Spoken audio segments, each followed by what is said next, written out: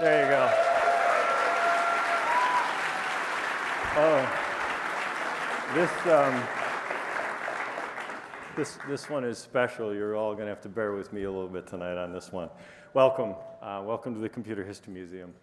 This is a real honor, and that, of course, was the opening from the Boston Computer Society launch of the Macintosh in the latter part of this week, 40 years ago.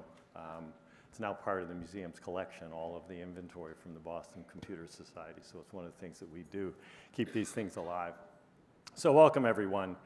And special welcome to those on the live stream. There are quite a few people that we know signed up who couldn't get in the room today. So we thank all of you for getting here early and being appropriately misbehaving over the course of the evening.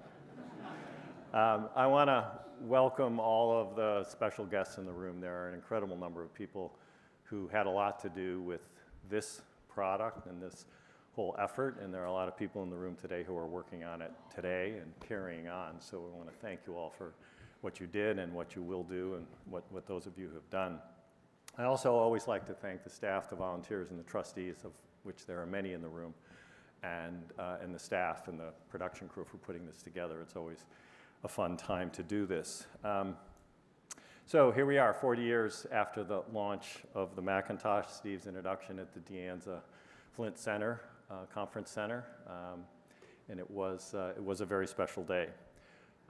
By way of introducing the museum, though, I would like to, before we kick off the program, mention one thing that we started working on a few years back. I've been here not quite 6 years, and that is to think about the notion of this museum into the future. And these artifacts and collections are unparalleled in the world, going way, way back in time. And those that haven't been to the exhibits, there's always an opportunity to sign up and become a member and join and do that. But one of the things I said is that CHM, which stands for Computer History Museum, could also stand for Computing, Humanity, and Meaning. And the question that we should always ask is, what does it mean to be a human in a world that does not exist without computing? Because it doesn't, as we all know. If it stopped, so would most of our lives. So it's a new era, and we're living in it. And I think as we think about our mission at the museum, which is to decode technology, the computing past, where we get agency in an event like tonight, the digital present, which is a moving target and very important, so partnerships are important for us, and the future implications on the human condition. It gives us great license to grow our audience globally using technology, and it also lets us reflect on what these moments in time in history have presented us with. Having met Steve in April of 1977 and then worked on this team, not anything to do with building the product, but we'll talk about it on the marketing panel, being involved in sprinkling it out into the universities and getting the next generation of students and others to participate in this ecosystem. The thing that I found fascinating in this particular program development is that Steve was an incredible student of history and everything about the thinking at that moment in time, including the Wheels for the Mind, which is why I have this binder with me, because I helped manifest that in the market, which was to reflect on the human condition given locomotion in a bicycle and the implications on what an amplifier like a computer could do for the human condition. And therefore, the first slide in the Macintosh presentation was a Cuisinart, because what do you want to do with it? And there's many things that you could do with it. But also, when you think about Steve's return to Apple, Think Different was about things that happened in the past and those that changed the world. And by thinking and understanding the motivations for people in those moments in time, in the current, because history is really not about the past. It's the present, because here we are having a conversation with the past. And why do you do those things? Ideally, so you can reflect forward. And ideally make the world a better place. That, of course, was the intent that Engelbart had in the very beginning, which begot all of these things. So this day today is about computing and humanity. There's no question about it. And this is, I think, a seminal moment, was the introduction of the Macintosh to make that happen. So that leads me to one question before I introduce our moderator, and that is, how many people in this room who've at one time in their lives or in their day or in their week said to someone, I'm a Mac person?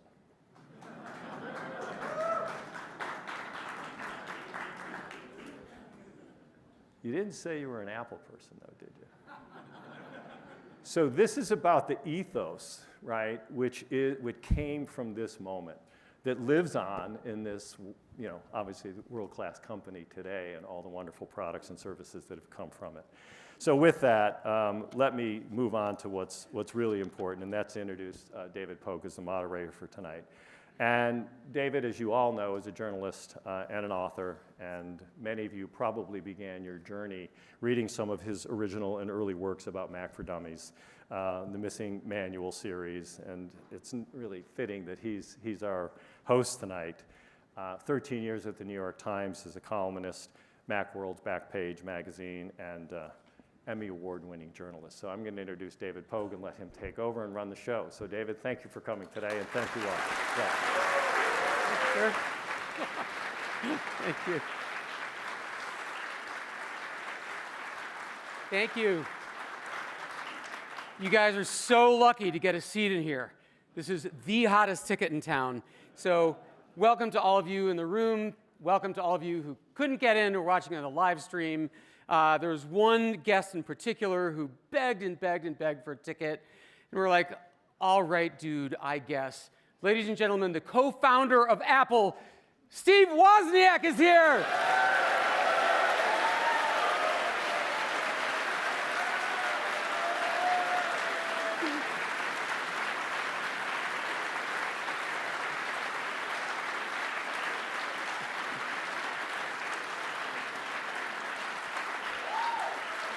That's all we got. Thank you very much. And Steve's wife, Janet, is here.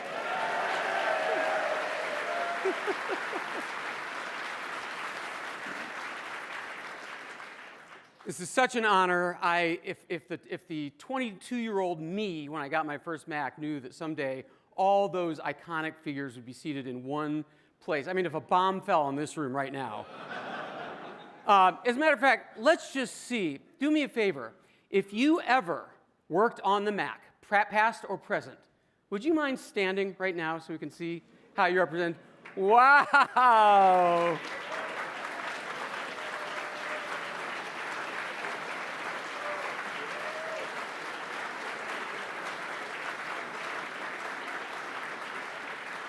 That's very cool.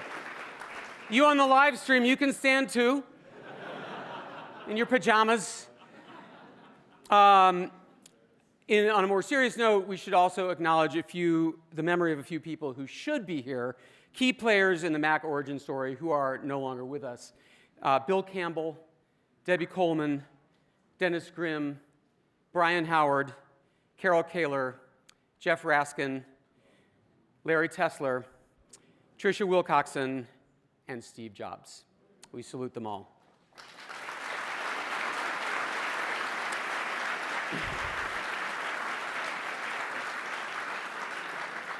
So we are going to offer you 3 panels tonight. We are going to explore the origin story of this machine, which took place 40 years ago tonight, January 24. The first panel goes inside the creation of the Mac. The second panel will explore how the marketing made it a culture and a cult. And the last one will look at the lasting impact of the Mac. In each of these conversations, you are going to get to meet the original key players. We track them down. We drag them here. These are the mothers and the fathers of the Mac. And I would go so far as to say that their being here tonight is historic all by itself. So the first panel involves, my setting the scene for you. The year is 1984. The biggest movie star in the world is Eddie Murphy. Ronald Reagan is the president, and Michael Jackson sets his hair on fire. It is the year of the very first TED conference, the year of the very first CD player, and the first time a woman has ever run for the White House. Didn't succeed. And what a year for movies. Oh my gosh, 1984, Ghostbusters, Terminator, Beverly Hills Cop, Gremlins, The Karate Kid, Indiana Jones, The Temple of Doom, and this is Spinal Tap. Oh, to be alive in 1984. Computers are arcane and ugly and hard to use. The only people using computers are people whose job it is to use computers. But in a low-slung building in Cupertino, California, these people have been working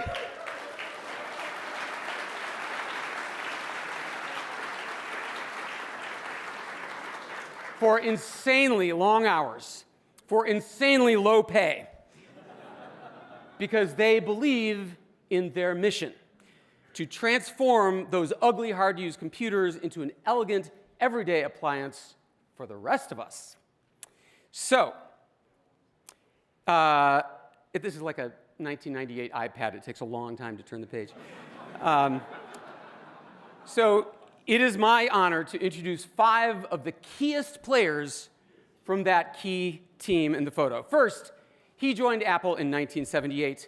He worked on the Lisa, and then he was brought over to work on the Mac.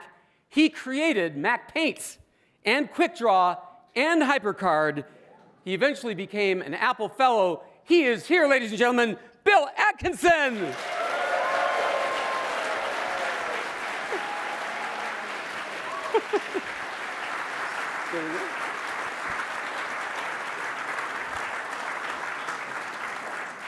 Amazing.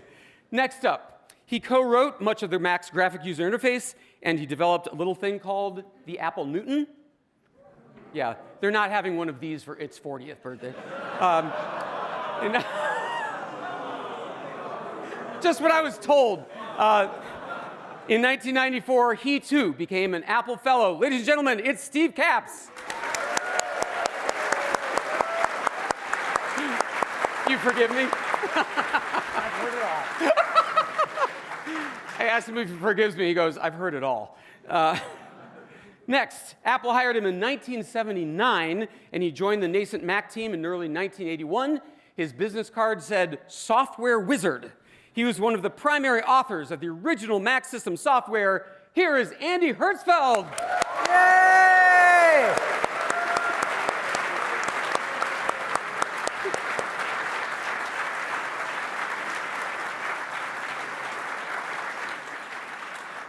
This is amazing.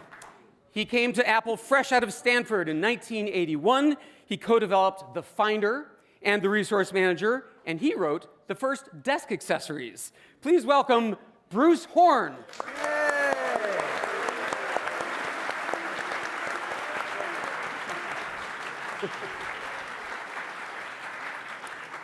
And finally, she is the artist who drew every Mac icon and every Mac font.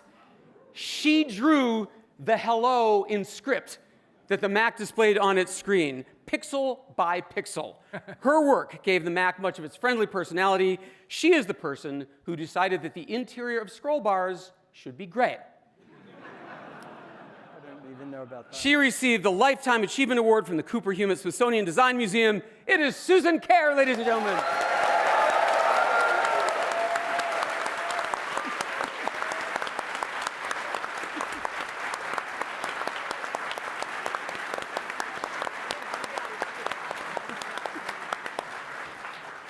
The Brain Trust.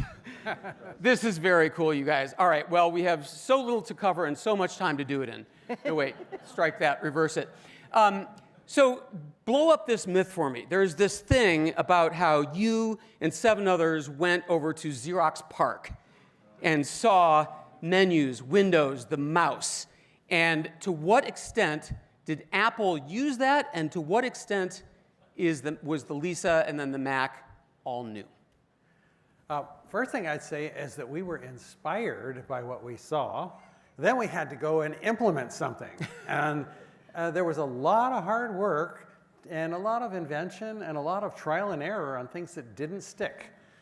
We did a lot of work with a half-silvered mirror and watching people try to do stuff and get confused. Wait, I thought Steve doesn't believe in focus groups. Oh, this was in the Lisa team. Oh.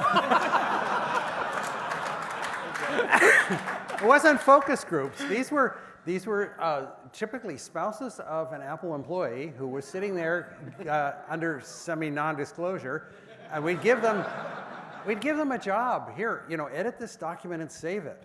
And they'd get to a certain, we had a camera in the ceiling pointed at the keyboard and the mouse, another pointed at the screen with their face reflected in it. See, you could and we asked them to mutter under their breath a stream of consciousness. What are they thinking about as they do something? And somebody'd get to a point where they're supposed to choose between do it and cancel. And they'd look a little miffed, and they'd hit cancel. And we'd play back the tapes and crank up the volume. What's this dolt? I'm no dolt. So the next day, it was okay and cancel. Now that it would have been even better to say save and discard, with a little more active verbs. But there was a lot of trial and error. And I know Apple was a little mad at me when there was a Microsoft deposition because I said, well, good engineers who are willing to do a lot of testing would come up with the same conclusions. You can't use dolt. I have to clarify. So that came from do it, which came from Smalltalk, when you had in the Smalltalk system at Xerox PARC. So I actually went to college at Xerox PARC, and I went to Stanford the rest of the time. A bunch of that kind of stuff came from PARC, of course. So the thinking, but as Bill says, the system was utterly unlike anything at PARC, brand new, and the thinking was new. It had to be on a small machine. I mean, the code that we wrote had to be tiny, right? So the resource manager is 3K bytes. Okay, and we had 64K ROM, right? And QuickDraw was 32 of that, about. The Finder, right. And the Finder was 46K. 46. You couldn't put the assembly Finder's code. icon in 46K. Oh, Susan could. So, all right, so Lisa happened, and then the Mac happened. And from Stephen Levy's book, it seems like as January 24 drew nearer, there was a certain amount of panic and long nights within the Mac team. Mm-hmm. Can you tell us what that was like? Did you have girlfriends and boyfriends? Did you eat? Did you sleep? For me? Good one. Yeah, well, the 3 days before our deadline, I didn't sleep in about 72 hours. There were all 10 or 11 of us working on the Mac came in. We were saved, but Randy Wigington brought in a giant container of chocolate-covered espresso beans. And I don't think we could have done it without those. There was one time right in that 72 hours where Andy was doing something and something crashed and he did this. And he saw that I saw him. I was just too tired. I didn't want to admit the bug was her. So I said, fess up. So we had to fix it at the very last second there. Good for you. And things were in really bad shape like about an hour before our deadline. The deadline was 6 a.m. for Jerome to drive the disk to the factory for duplication. But And there was a period where somebody had suggested, let's ship the Mac and then FedEx the disks next week. Yeah, there was a time when Steve was in New York and all of us were totally burned out and we're sitting in the conference room and we had convinced ourselves that that was a very good plan because there was only enough Macs. There were only enough Macs to have 2 for each store. So we said, why are we doing this? It's ridiculous. And everybody in the room, we all convinced ourselves that that was a super smart idea. And then Steve, through a speakerphone, somehow bends reality and convinces us all that we were stupid and we better get back to work. And what do you know? We did. Well, so that is what we hear about Steve Jobs, right? That he was alternately charming and a tyrant. And, I've seen this pattern. There are those who say Elon Musk works that way. There are people like that who have achieved amazing things that people say nobody else could have. How essential is it to have a bipolar, abusive personality. No, seriously, like, is that a prerequisite to shaking up the world like that? You mean besides us? Well, if you read Brent Schneider's book on becoming Steve Jobs, you see a picture of Steve's development from gods and shitheads polarity to working with his people and developing them. And as he moved to Pixar, he actually learned to develop his people, and he got results. So you don't have to alternately praise and threaten people in order to get things done, but you do have to motivate them. Unfortunately, none of us up here were you know. At Pixar. Yeah.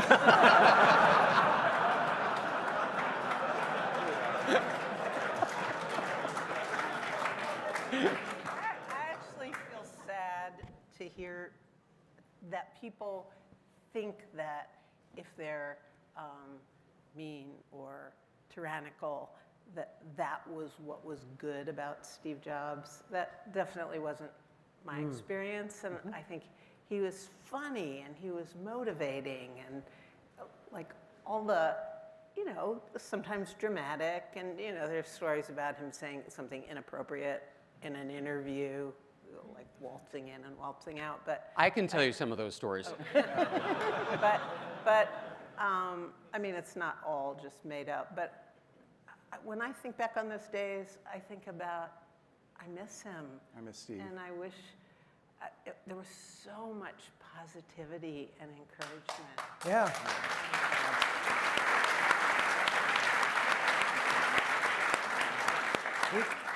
Steve cared about beauty, and he's willing to sweat the details to encourage us to put the extra effort in to make it not just functional, but beautiful. Encouraging quotes, all sorts of different ways, right? All sorts of different ways. He was immensely creative in figuring out ways to get you to think about something differently. Right? Oh, yeah. And he would try anything to get you, break you out of any, block that you might have, or convince you to do something different. And how many different title bars did you have to do before he? And I wasn't the only one.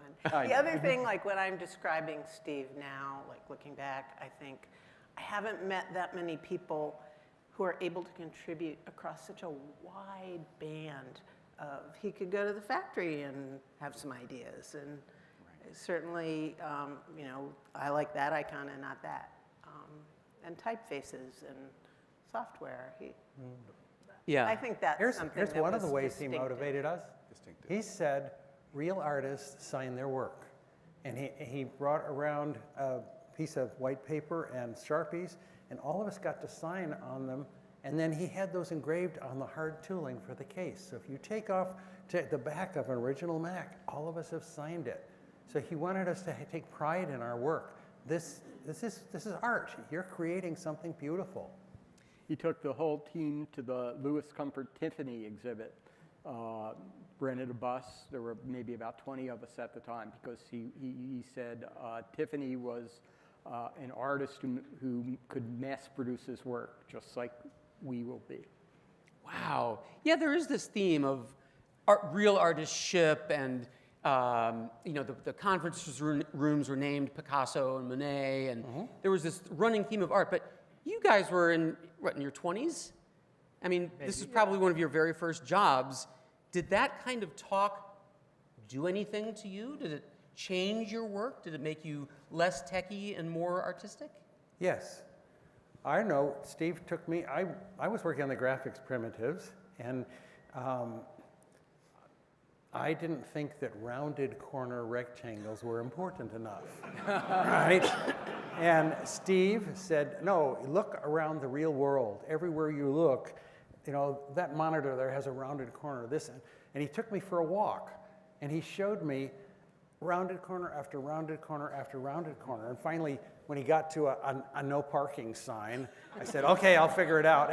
And the next day, and it turned out it didn't take any code to do. I just took the thing that made ellipses and ovals and started it a little bit offset and paused in the middle. And I got rounded corner Rex for free. I wouldn't have thought that rounded corner rectangles were important. Because they weren't in the SIGGRAPH core standard for graphics. But he saw that was necessary, and he motivated me. I ended up being very proud that we did rounded corner rectangles. But I do think that everybody, at least everybody up here, but pretty much everybody in the whole team had an artistic side independent of Apple. He was in photography, he's into music. You know, it's just we all were drawn to that because that's the way we thought too. That, you know, it is worth making things better looking or easier to use or whatever, and it's worth staying up all night to accomplish that. And it was just a wonderful synergy between his desires and our desires. So I do believe that pretty much everybody on the team was a little bit different than your average Joe that wanted to make a product that had that extra sparkle, had that extra detail. And so few of you. I mean, 10 or 20 people. Can you imagine, like, Google having 10 people for the Pixel 9? I mean, it's just like...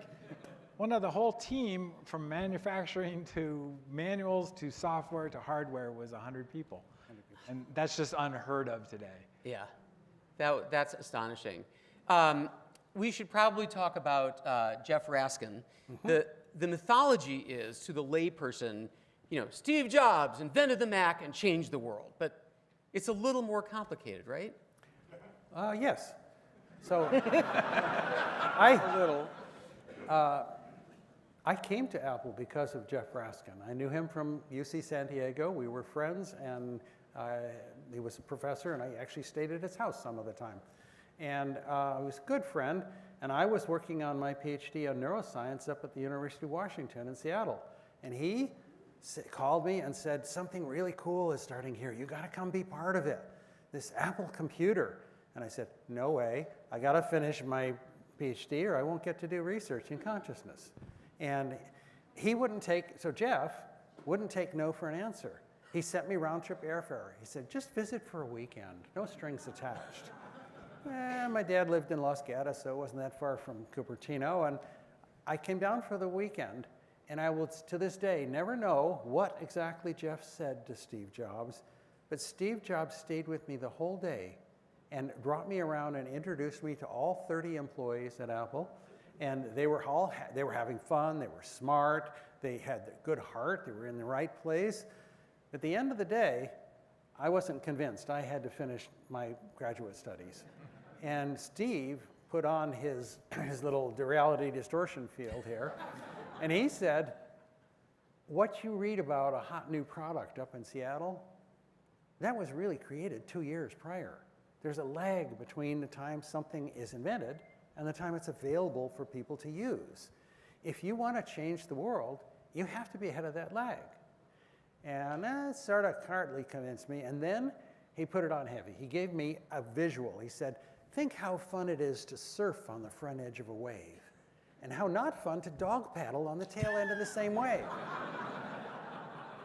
That image stuck in my craw, and 2 weeks later, I had abandoned my PhD program, moved to Silicon Valley, and was working at Apple Computer. And so Steve had a way of motivating, and his motivation was, come here and help to change the world for the better. He called it making a dent in the world, but we knew that meant in a good way, not, you know. But that's what attracted me, is he said, you can do something that matters. Use your life well. Yeah. So I came. And he believed it. I mean... And he did.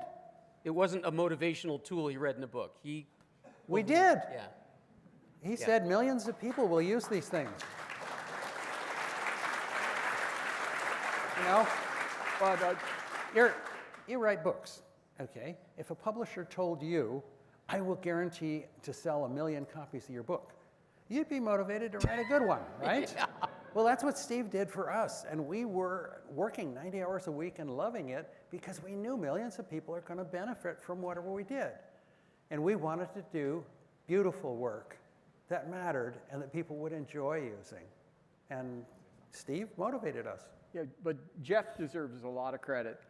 for putting together the vision of the Macintosh, which was if we could make a computer that was inexpensive and crucially really easy to use, we could sell computers by the million. And that stuck with the project all through, even though Jeff kind of left the team after a couple months after Steve came. He was they were pushed sort of out? incompatible. Yeah. Was he? Well, what you know, Steve called us pirates. You know, the whole pirate flag thing. Many years after it's happened, I realized that he made Jeff walk the plank. Well, what happened is that Jeff founded the Macintosh project. Yeah. And he wanted to make an appliance that did what it did when you purchased it, like a toaster never does something else. And Steve wrested the project away from him and turned it into a platform. You expect a computer to do something new every new application that comes out, and that's not really what Jeff wanted to build. And so if you had to be honest, you'd say Jeff Raskin was the father of the Macintosh project, and Steve Jobs was the father of the Macintosh. But no slots. Oh, he didn't want it to be Steve possible. Both hated slots. He didn't even want it to be possible to put more than 128K memory in it. Burrell pulled a fast one on him and made it so that you could cut one trace and put in a 512K Fat Mac. And then Burl at Radius pulled another fast one on him. So for which Steve Jobs was ultimately grateful, right? Later in the year, he's like, oh, we can upgrade this to 512. Yeah. Well, very few people know that. The Mac that was used in that video that we played was a 512K Mac, one of the two 512K Macs that existed. That's right. Wait a minute. You're saying that Apple and the marketing team sort of misled us? I don't think it was misled. They wanted those letters to be that big and scrolling across. The font wouldn't fit. Well, speaking of fonts, so Susan, as all of us here know, design was so key to the Mac and so key to everything. I mean, car companies just change the sheet metal every model year to make consumers think it's a different car, it's a better car.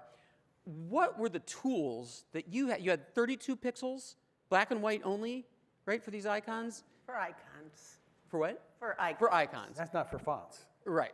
And Had fewer pixels for 1,000 dots. right. So for the icons, I mean, what tool did you have to do the art? Well, when I very first got to Apple, I wasn't, I was working on tools as they were being developed, and Andy actually wrote an icon editor. Because sometimes people say, oh, like you did all that on graph paper? And I did make some icons on graph paper to try to get the job. But then, and it was actually, you know, it was pre-Photoshop, you know. Kids today don't know that one level of undo is really exciting. But you could see it enlarged and small at the same time. And I usually just think you can be creative within any constraints. I mean, black and white was, you just need to know what they are and then work within that. So you weren't like, you got to be kidding. I have to make a printer in 32 pixels. You weren't like that? No, you know what? It was so, I thought it was really exciting and really fun. And I tend to like things that are a little, you know, tablespoon of humor, and that was okay. And I think that there was plenty you could do within that. Yeah. So, And was there a constant barrage of lists of things the team wanted? We need this icon, we need this font, we need the bomb icon for the dialog box. I mean, I have to say one of my favorite icons Steve Capps did for ResEdit. I wish I had done that. But, and Bill made some nice fonts even before I got there. Venice. You made Venice? Mm-hmm. Wow. Why were all the fonts named after cities? Why not? Well, Susan and I went to we first high named them after cities from the Philadelphia suburban the stops area. on the Paoli local. So watching Susan Kare edit icons was an inspiration that led to fat bits in Mac Paint. Many of the things that I designed for Mac Paint, I would look at what she was trying to do and say, oh, there's an easier way to do that. And it ended up working its way into a feature in Mac Paint. So I kind of credit Susan as a co-designer of the feature set of Mac Paint. I wrote all the code, but she gave me ideas. Yeah, I would say it wasn't exactly an equal split, but it was, really kind of an honor when I think back on it to work with. I was so happy that I wasn't in an art department. I got to be in the Mac software group, and I could often hear people talk about what might be a good thing to have that was something you could draw. I mean, believe me, I knew I wasn't a programmer, but I came to appreciate how amazing the programmers were that I got to work with. And there's actually quite a bit of freedom. It's not like now where so many things are taken, where you Google some icon and you see 500 ears for sound. It was nice. There was a kind of a blank canvas that was.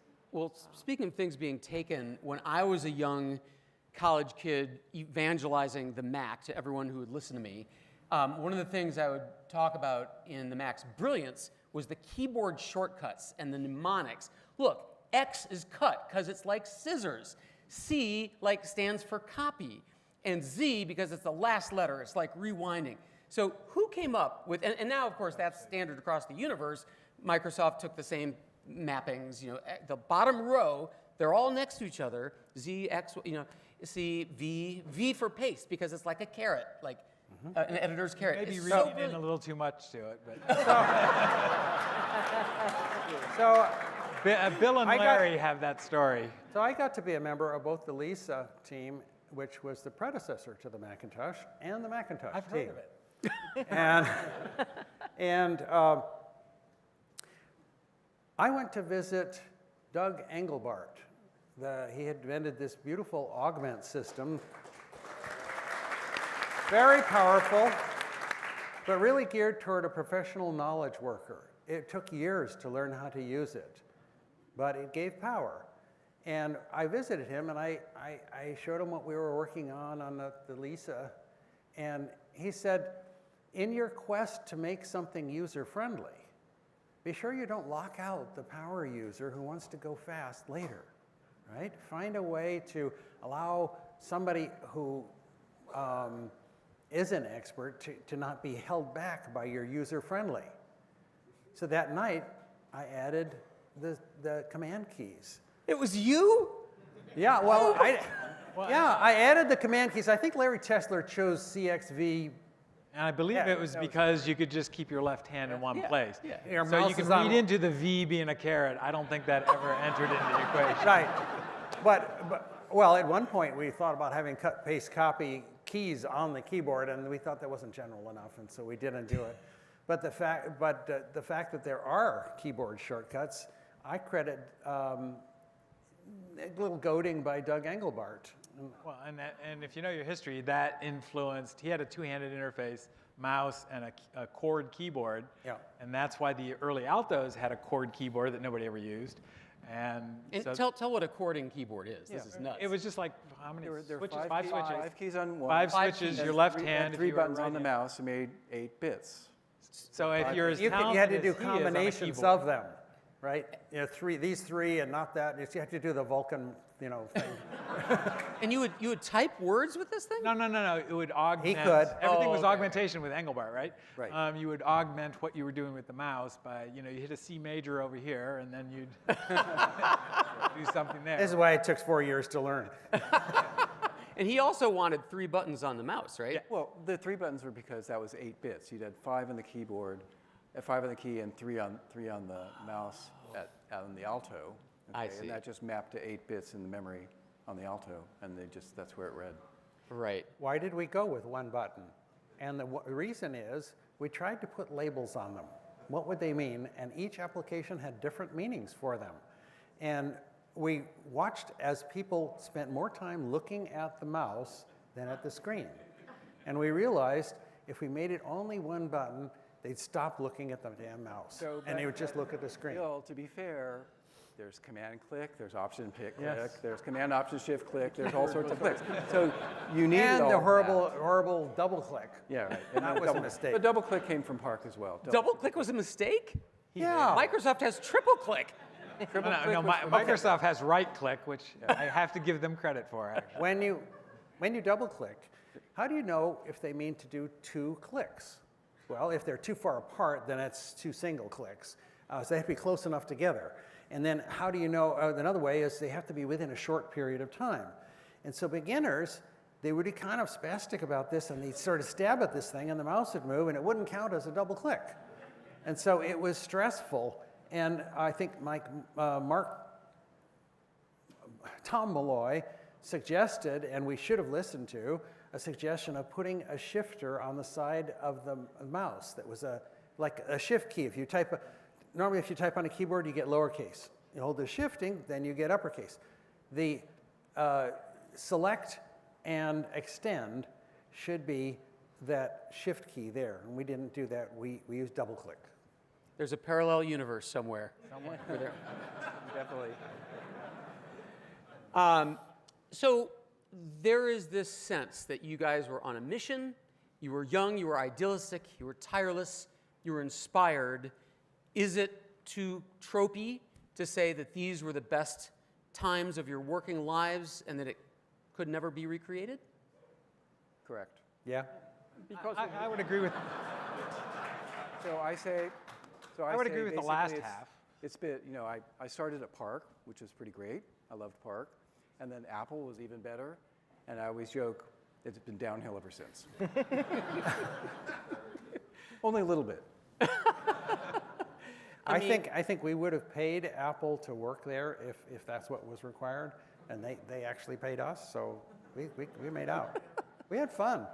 You guys are clearly idols and icons for this crowd. Do people ever stop you in restaurants and? Actually, I have a story with They that. don't recognize me. I used to have more hair. I have a story about that. Is Waz and I, at that time, were very similar looking. And we shared the same first name. So people would stop at a conference. I was in New Orleans once. Somebody goes, Steve. And I turn around, oh, yeah, hi. I'm, of course, going, who the hell are you? And we had this very long conversation. I wrote music software, and we're talking about music, and we're doing this stuff. They're talking about the US Festival. That's what they were talking about.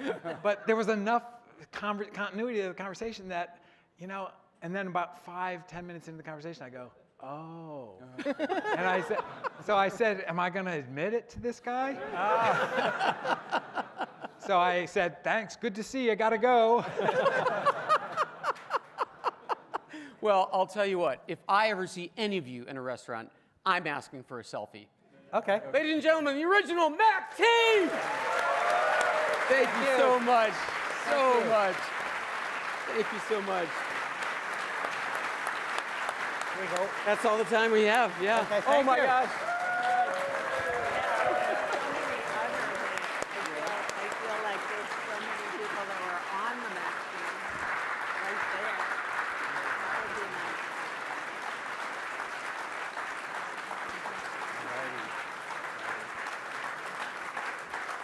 There are a lot of other people here. Yes, there who are a on lot. Yeah, we the have original been standing. That's right. This isn't the whole Mac team Yeah. at all. The Mac team The that software we team. had tonight on this panel. All right. Oh my God, I am in woozy, starstruck land. 40 years and 2 days ago, the 1984 Super Bowl was on TV. And if you had been watching that Super Bowl, you're on your couch, you got your Doritos, you would have seen this ad.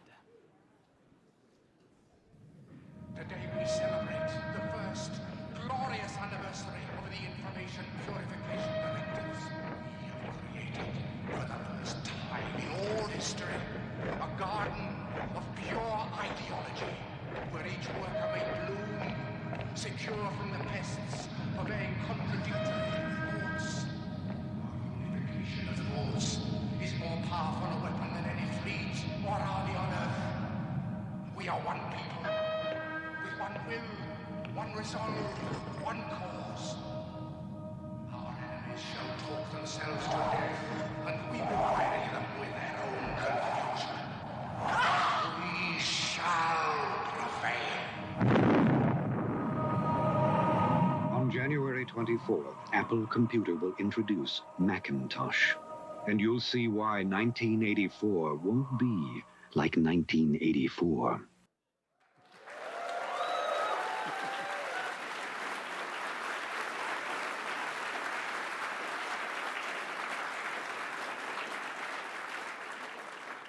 But 2024,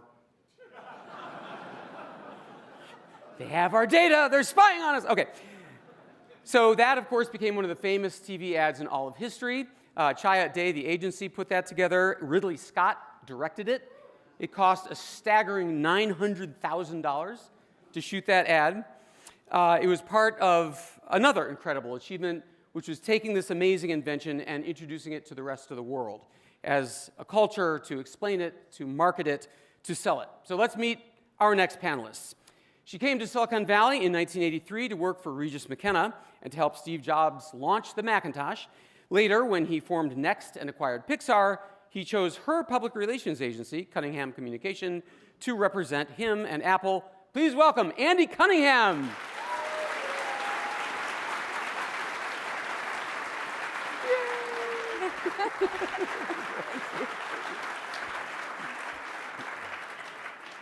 Steve Jobs himself recruited our next guest to work at Apple, where he became part of the original Mac team, developing the Mac's marketing strategy, and following co-founding Next and then a quick 17-year detour at Microsoft, he is now CEO of this very museum. Please welcome back Daniel Lewin.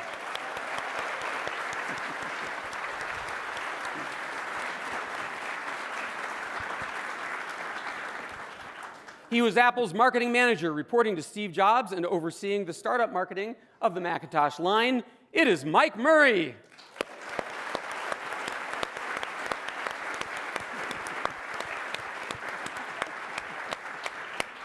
Thank you. Thank you, guys. Yeah. So that ad, there's some story, right? There's some history. Not everybody was crazy about it. So Go, Mike. we had to show it to the Apple board of directors before the Super Bowl, and my job was to roll the VCR machine into the board meeting. No, but we thought they would be as excited as Steve and I were. So I roll it in, and I press start, and halfway through, I clearly remember one of the board members had his head down on the desk. And he was pounding on the desk with his fist, like this. And I thought, he really likes it. And then he lifted his head up, and I realized, I'm being fired. And he turned to Steve, and he said, in a tone that you only use when you're inviting someone to your own funeral, he said, "You really like that, Steve?" And then the entire board instructed Steve, telling him, "You will never show that commercial ever. Ever." So and that was like on a Friday, and the Super Bowl was on Sunday. So I was told to call Chiat Day, our incredible ad agency in LA, and I worked with them all the time, that we had to sell both ads. We were going to show it twice on the Super Bowl. First, you show the 60-second spot, and then to save money, you always show the 30-second spot. But consumers, you and me, we can't tell the difference. For real. So I call them up late on Friday afternoon, and it's one of those good news, bad news stories, but you skip the good news, and you say, "Guys, we only have bad news. We can't show the spots." And they say, "What are we going to do?" And I say, "I have no idea." So do we have any old Apple II for education ads that we can show? Oh my God. Or can we sell the ads to Gillette? Or Ford Motor Company? Or a beer company? Those were our options, right? We sold the 30-second spot, but I'm sorry to tell you tonight, sorry, but we were unable to sell the 60-second spot. How hard? How hard did you try? Daniel's asking the most important question. How hard did you try? I have never asked them. So I reported dutifully back to Steve, who told the board, I'm sorry, we could not find a buyer for the 60-second spot, and we have no other ad that we can show, so we were forced to show it. A couple weeks later, the entire Mac executive team, and the whole team, as you know, was small, so there are like 5 of us on the exec team. We were asked to come into the board of directors.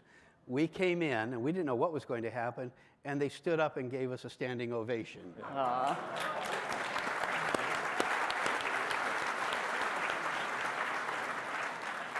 Apparently, they had changed their mind. That is the best story. Good night, everybody. That is incredible. I mean, one thing about it strikes me is it's very counterculture, right? Steve Jobs had this thing about IBM is the corporate dominant gorilla, and we are the David, and they're the Goliath, and we have to. But wasn't your job to sell this thing into those very same corporations? Yeah, that was the idea. We were going to we were going to displace every IBM PC on the planet. But how are you going to do that? Amazing product. Yeah, but if you're depicting them as Big Brother, how are you going to do that? Well, another quick story, but it's going to take a little time to tell. One of those quick ones, huh, Yes. Mike? So the Mac comes out in January of 1984. Sometime in '83, we did have a focus group in New York, one of these very formal ones. And a bunch of us went back to New York, and it's where you have a two-way screen, and we're behind the screen, a window, and the focus group moderator has a group of hardened New York business people in a room with IBM PCs doing word processing and spreadsheets with PCs, and they're cutting and pasting with DOS and going through their routines. And then she brings in a prototype Mac. Mac wasn't out yet, and they're using it for the very first time, and the Mac is set up right in front of the two-way window where we're just right behind it. And these women and men are using a mouse for the very first time and the woman showing them how to cut and paste paragraphs, move them around. And suddenly these older business people in their 40s and 50s are acting like kids and giggling, and they're just loving it. So wrapping it up, she gathers them all back together and she says, okay, I have 5 questions. Which of these 2 products, Mac or IBM PC, is easier to use? Oh, the Mac. Which one would you be more productive with? Oh, the Mac. Which one would you be more effective in getting work done? Oh, the Mac, the Mac, the Mac, the Mac, the Mac. Okay, she says, I have one last question. If you were responsible for purchasing computers for your large Fortune 500 company, which of these 2 computers would you recommend? Oh, the IBM PC. We knew at that moment that we were hosed. So we had to find a whole bunch for the rest of us's out there to buy it. It was very complicated. Which only took 9 years. Yes. Which only took 9 years, yeah. Well, all right, so Andy, I know this is a love fest and all that, but I wouldn't be a journalist if I didn't get hard hitting for a minute here. So you were Apple PR 1.0, right? Well, not 1.0, but yes, very early on. I mean, I was for the Mac, yes. You were Mac PR. Mac PR 1.0. So during my era writing for the Times and for Macworld, Apple PR became known as being incredibly effective by being incredibly controlling, right? If you said something bad about Apple, you don't get review units anymore and stuff like that. And the whole thing about Apple introduced this thing about we do not show a product until it's a surprise, no leaks and all that stuff. So did any of that start with you, or? Well, I was responsible for the strategy of we don't need to waste time with the trade press because they're already going to cover us positively. So let's not waste time with them. I can't work like this. Oh my God, that's so mean. We needed the time. We brought in 100 journalists from the business press community to each have almost a full day at Apple of an experience all by themselves with the Mac team and with Scully and with Steve Jobs and the factory and the whole 9 yards. And we needed the time. It was me and Jane Anderson. I don't know, Jane, are you here? Yeah. All right, it was me and Jane Anderson doing 100 of these interviews every single day with all these folks. So we didn't have time for the trade press, and we knew they were going to cover us positively anyway. So we let them take a few pictures. Stuart Alsop was really pissed at us for a long time, but we kissed and made up. So. Oh my gosh, and Dan, there's something about that you told me earlier about you couldn't sell computers by shipping them? Well, long ago, yeah, the distribution strategies at the time in this industry were different than they are now. And you couldn't actually sell an Apple computer without a physical handoff in something that was called the STO, the service training and orientation discussion with people.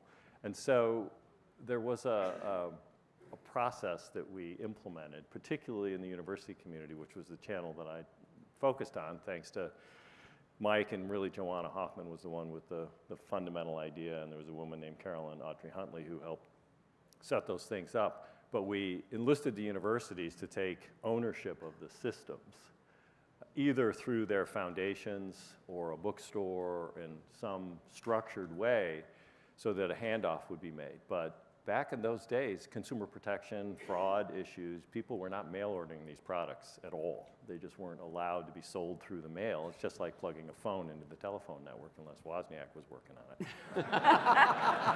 it.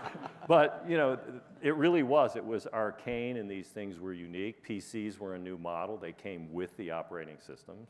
Computers prior to that were sold separate, the hardware from the operating system. There were monthly fees. If you wanted to move a computer in a university laboratory down the hall, you had to hire the engineers, service engineers from the companies to physically move it, even though the university people were more accomplished, et cetera. So we set up a new model, and it sort of broke things away, which in the end was the strategy that Steve had in mind, which was coming off of the back of the factory.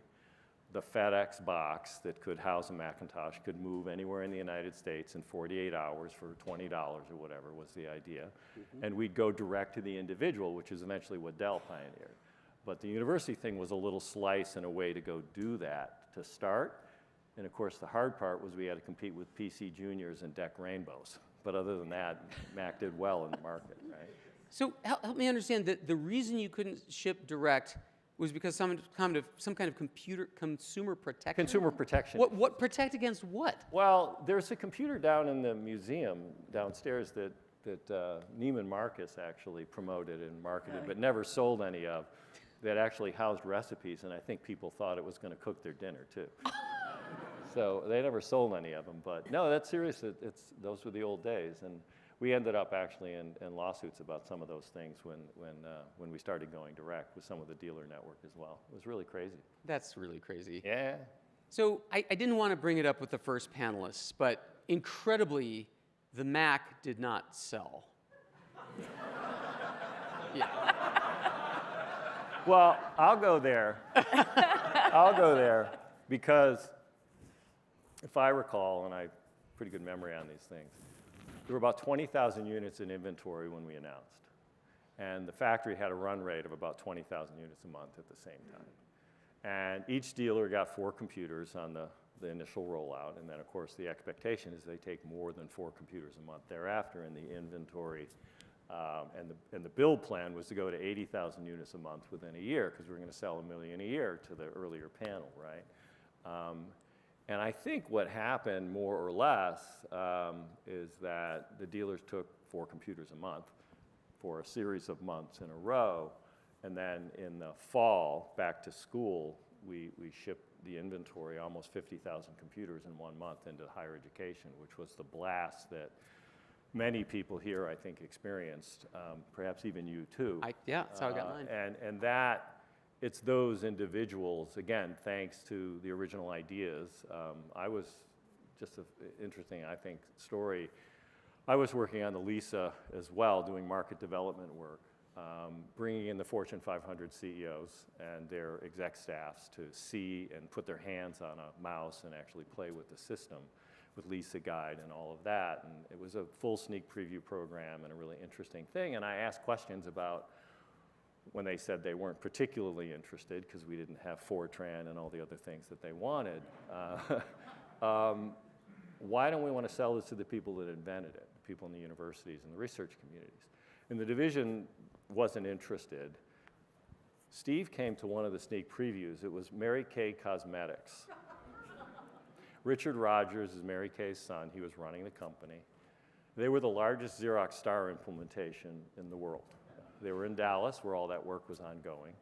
And Steve came to that one. It's the only one that he came to. And he called me afterwards and said, because he'd seen all of my reports and interest in the university stuff. And he said he had just come to the division. Mike was already there, and Joanna was already there. And he said, you know, we care about what you're interested in. Come do this. So I went for a walk with Joanna, went over to Texaco Towers and saw what Andy was playing around with, and then came to work for Mike, and we set up this whole structure. And Mike gave the name the Apple University Consortium. That's the little binder that I had, goes back to that memory. And the whole notion was to bring, in this case, we started with a dozen. Mike and Steve gave a challenge. You get a dozen institutions, you know, we'll go buy some stuff, and that was fine. We slipped a little bit, the schedule, and so we ended up with 24 institutions. And that, in many ways, given the values, attitudes, and lifestyles, or the type of marketing that we were working on, and then the techniques that we took from George Lucas and Star Wars, that incited the next generation of developers and people who cared a lot about this style of computing. So thank you all for that. And what's really significant about the work that Daniel did is we didn't just go to universities and saying, you might want to take a look at this. Daniel was saying, we'd like you to buy 1,000 in one purchase order for $1,000. The retail price is going to be... Yeah, exactly. It was thanks for that. It was $2 million worth of product over a 3-year period with no penalty, but they had to sign the agreement. Encourage your faculty to develop software and integrate it into the system. All of those things. Now, no one had ever done anything like this before. You could buy computers at the bookstore.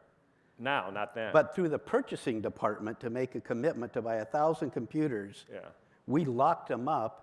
And that was a great way to go through the front door, but we were also hoping that this might create something where the Mac became the computer of choice for the next 10, 20, 30 years. Well, yeah. And we may have been onto something there. I'll tell you. You may. I'll tell you, just a couple quick anecdotes to give you a sense of it.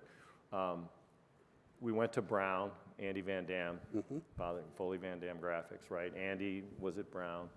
So Andy came, Steve came, Mike Boych came, and I'd already been there a couple times, and we talked with Andy Van Dam and others. We went to Dartmouth. I went alone there, and they built their own networking protocols because they had invented time sharing, put Macs in every dorm room. Wherever there was a pillow, there was a phone line and a port, and they did all that on their own.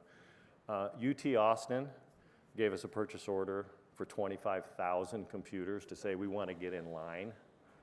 So the excitement was there, and you know, it was an amazing thing. And the universities all opted in. The faculty members did it. We went to Kinko's, and they were reproducing the floppies, right? Because they had Professor's Press where they take chapters from textbooks and compose, you know, specialized curricula for a course based upon 9 chapters from 9 different books, and they were also processing floppies and handing them out with the academic software that they built on their own. So we set up just systems to get it out there that had never been done before. How many people can still hum the disk drive music? Anyway. David, I just want to say something about the early days of trying to sell this thing. It was very evident, and Steve knew this from the beginning, that you had to touch this product in order to fall in love with it. And it really was a romance that you had with this computer. It was a romance. And I remember asking Steve, how do you pick people to work in the Macintosh division? Because I had come after all of these guys were there. And he said to me, you know, I sit them down in this, remember that little office we had that looked like an office, and we used it as a pretend office to show off the product? So the Mac is sitting there like this, and Steve said, I sit the Mac down in front of the candidate, and I lean back and I just watch them and I see what they do. He doesn't tell them anything about the product at all. And when they kind of like pick the mouse, put their hand on the mouse, and then they start to move it around, and then their eyes start to light up, and then they sparkle. And Steve said, when that sparkle occurs, I know they're right for the team. Yeah. I thought that is a great way to hire people. Wow. But David, back to your point about how are you going to sell enough, and the Mac wasn't selling enough. It was a huge dilemma because we just had the panel with a brilliant technical team, hardware and software, and we loved the product, but as we would try to sell it into Fortune 500 companies, it wasn't working because it couldn't work with their existing infrastructure of mini computers and mainframes and the necessary connections that they needed. At that point in time, we were too soon, Yeah. too early. Yeah. So what could we do to hold on for 12, 18, 24 months, 36 months? We were long gone after that, man. Right. So it was kind of, in my mind at least, it was a Johnny Appleseed type of a marketing strategy of throwing just a bunch of seeds out. And I'm looking here and seeing Mike Boych in the front row, and I gave him a job title of software evangelist. You came up with that? And he says, what? And it was like, take a Mac and go out and visit every software development company you can find. And the reason we're giving you that job title is because we don't have any money to pay companies to write Mac software, but you're going to evangelize them and say, this is the coolest little box in the world, and see if you can get them to start writing software. And then after Mike, there was this guy. This guy.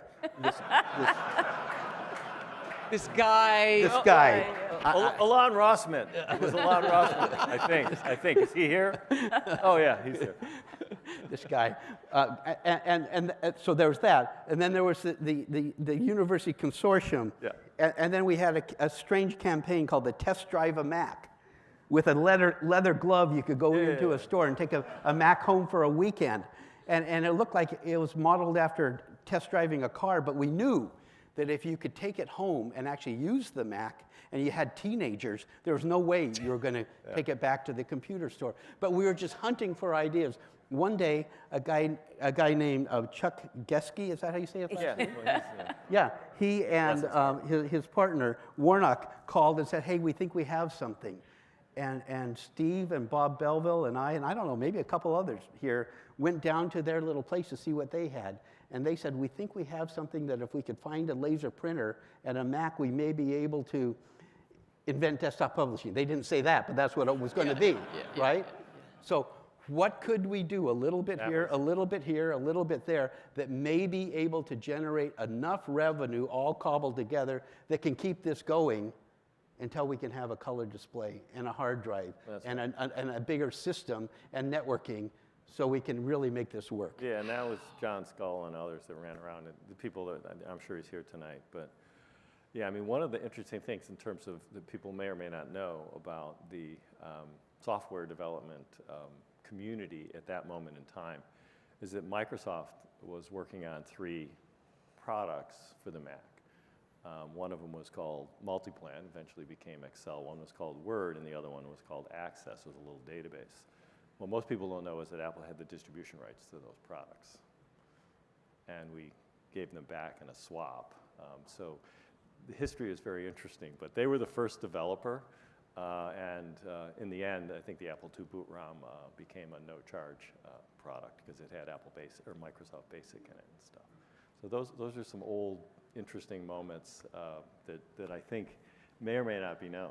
Well, I remember, but now they are. I remember sitting in a marketing meeting with Mike while we were trying to figure this all out, and he invented a whole new marketing strategy, which he ended up nicknaming diagonal marketing. Do you remember that? You know, those of you who are marketers, you know there's vertical marketing and there's horizontal marketing. Well, we had this problem. We couldn't sell this product, so he invented diagonal marketing. And I use that to this day because I claim that it's all about psychographics. $5, please. It is. It really was. Well, this thing really should be a 10-part limited series on Netflix. We could go. Unfortunately, we're out of time, but I do have one more question. Were you guys under the same pressures from Steve Jobs of be an artist, be driven, be passionate, we're going to make a dent in the universe. Were you under the reality distortion field as well, or were you suits? Yeah, we totally were. I was. I mean, I for sure was.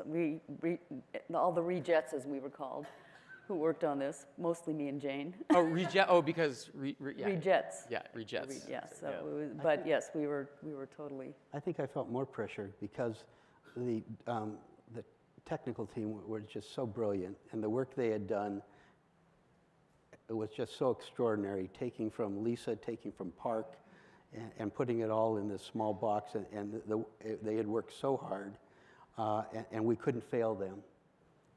And though it was imperfect for the marketplace at the time, we had to get it out there, and we had to make it stick. Yeah. We had to. Yeah. For me personally, one other person I want to mention is Floyd Kwame, and he's here tonight. Floyd created, for those who know Floyd, I mean, he created the air cover in a company that was bound to and successful as a result of the dealer network. And what I did was to go directly against the grain to figure out a new approach, which again was part of this whole notion about, these things are going to be appliances and we're just going to ship them to people. And the whole model of operation, the notion of Apple stores was under discussion. We were considering those things. So again, fast forward and think differently, and Apple stores and all those things. We were modeling economics behind that stuff. And Floyd created the air cover. I remember sitting with the dealer council, of which there were a dozen dealers, and they came in once a quarter or whatever, and they were everything, because the channel was everything. And they were going crazy because Macintoshes had flooded their territories as a result of this university program that we'd set up. And I listened and I took the heat, but in the end, I got to smile and say, well, that's really interesting, because there's 24 institutions and they each have 2 machines. So without the air cover, and again, Steve let me go, and he came on one trip, and so I felt like the company was willing to make the change because there was air cover and support, and without, like Mike said, without the product and the team behind it, and knowing that we were going to have this thing in the end, you didn't have to be fearless. You just had to be on airplanes and wear a suit a lot, which is what I did. Yeah. It's funny. I remember AirDrop and AirPlay and Airport, but air cover, I don't. One last thing though, it wasn't the 3 of us. The team that we had, that we got to work with, what a joy, and what a talented team of men and women. And we saw a few of them last night, and it just reminded me, wow. It was just, that was the chance of a lifetime to work with such an incredibly fun, talented, creative group of hardworking people. That was the treat. Absolutely. Wow. Yeah, absolutely. Thank you. Mike, Daniel, Andy, thank you so much. Awesome. Thank you so much.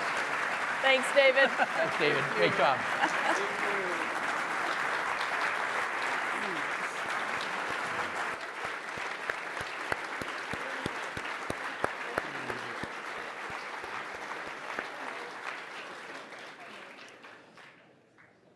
So Steve Jobs was ousted from Apple. When he returned in 1997, what he found was a mess. There were 800 different models. The company had burned through 3 CEOs. And especially, Steve felt the company had lost its vision, had lost the nugget of belief and truth that he had founded. So he fired his ad agent, the ad agency of the time. He rehired Chiat Day, and he distilled what he thought Apple should mean down to the other famous ad.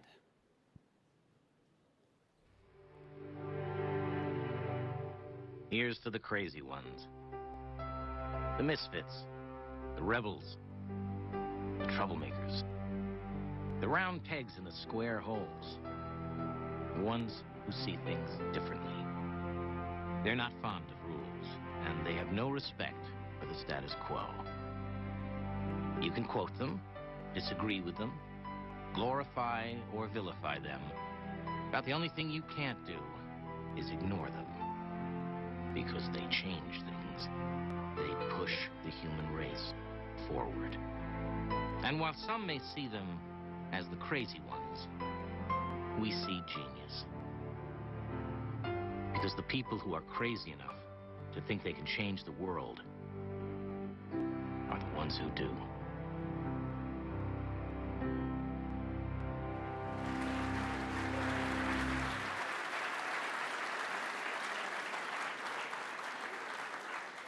I spent the next 6 months having to explain grammar to people. That's not grammatical. You idiot! It's not an adverb! They're not saying to think differently. They're saying think about the concept of different. It's like think pink, or think thin, or think snow. It's happened before. Anyway, sorry. I'm not bitter. So many arguments. We're going to conclude tonight with one more panel. This is to explore the Mac's impact, its lasting impact, and the dent it made in the world. So let's meet our first panelist. He's actually already been introduced. Those of us in the cult of Macintosh know of him as Apple's former chief evangelist. He preached the gospel of Mac to developers and beyond during those early days of Mac. Later, he returned as an Apple Fellow in 1995. It is Guy Kawasaki live.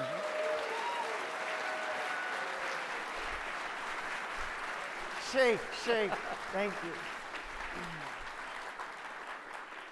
Oh, my God. Haven't you heard? There's COVID back again. All right. Next, he is Apple's longest continuously serving employee, 47 years, and he's still there.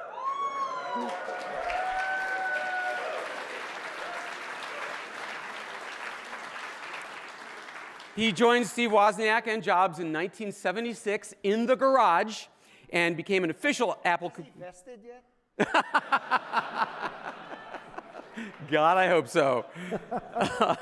And he became an official Apple Computer employee in 1977. He managed user education on the original Mac team.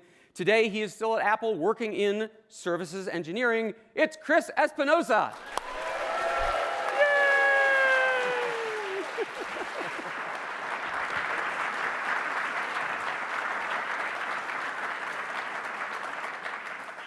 And finally, he was the first and best chronicler of the Mac story, especially in his amazing book, Insanely Great. He is Wired's editor-at-large. He's a veteran of Newsweek. He's the founder of Back Channel. Stephen Levy is here.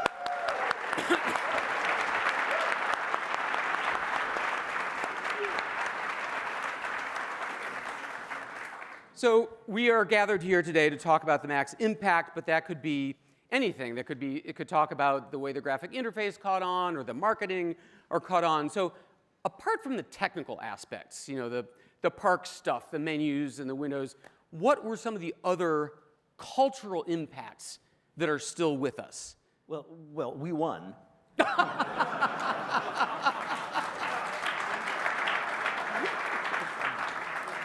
mean, very simply, no Mac, no Apple, no Apple, no iPhone. Oh. You know? All right, that's the end of the panel, ladies and gentlemen. But also, you talk to Tim Berners-Lee, and no Bill Atkinson, no HyperCard, no World Wide Web. You know? I don't want to say that we're in Bedford Falls and that without the Mac it'd be Pottersville. You know, that counterfactuals are really, really difficult. But what the Mac created, and especially the two things from the two previous panels. First is the artistry and the fact that we poured the humanities, not just the humanity, into the product and made it the reason to sell it. And then as my other former manager, Mike Murray, ably said, we completely failed to go head-to-head against IBM in the business market, so we had to find an alternative. And the alternatives was, you know, you had business people who needed to get work done, and they could afford to train people, because people are disposable, in order to not pay for equipment, because equipment was capitalized. And so we weren't going to succeed there. And we weren't also succeeding in the home because, you know, there's no use for a computer in the home. People just wanted to play great games. So the last thing was you could give technology to people to unleash their creativity. That was the third place to go. And without that, I think we'd still be stuck in, okay, computers are just business machines, or computers are game machines, but not computers are artists. But that makes it sound like the whole thing about the Mac is for artists, the Mac is for creative thinkers, was a plan B, like a fallback position, not the original.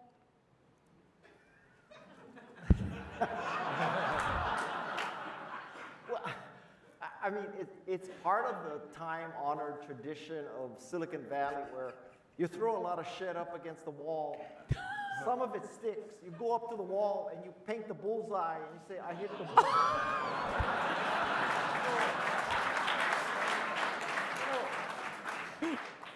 Dave, I have to tell you something. I have, tried to moderate panels, and you are doing a superlative job. I just give it around.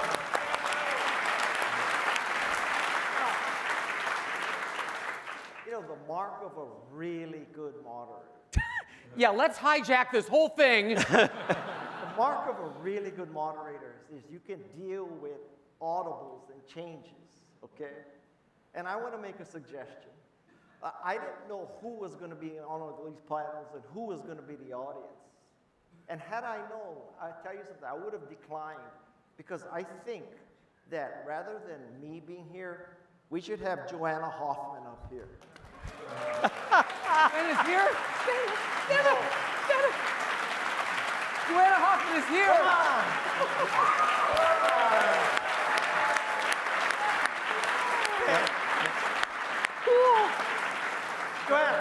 Guy is now so tight with David that we're not going to get a word in. Exactly. No, but Joanne, I mean, seriously, the Computer History Museum has great AV people. They can handle things like this. And if you don't want to do it, then send Kate Winslet. But come on. Come on, Joanne. Well, actually, did I hear that Mike Boych is also here? I know, but Murray Mike Boych is here, ladies and gentlemen. But Murray already called him up. I know, but... Okay, bring both. But wait a minute.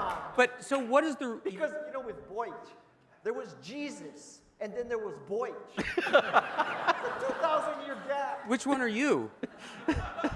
I'm a mere copy. He's just a guy. And then there was Alon Rossman, who did all the work. Right. So, but what is the relationship in the evangelist realm between Mike and Alain and you? Well, Mike started software evangelism. Alon did all the work, and I took the credit. What was the question? Okay, Steve, come on. Yeah. Well, I didn't work there, so I'm not going to. But what I tried, Joanna. What I saw, I've had a long career in reporting, but the one day, if someone asked me, what one day stands out most in your entire reporting career, I would have to say that day, I would think it was November 1983, where I went and embedded for a few days, into the Macintosh team. I had pitched the story to Andy a couple weeks earlier at Comdex, which was, for some of you might recognize that name, it was a sort of computer show. And I thought she would jump all over it because I'm from Rolling Stone. And I thought, boy, they would think that was so cool. And she was saying, yeah, that's a good idea, it's a good idea. Then got back to me and said, well, I'm not quite sure about that because we actually would need the cover of Rolling Stone.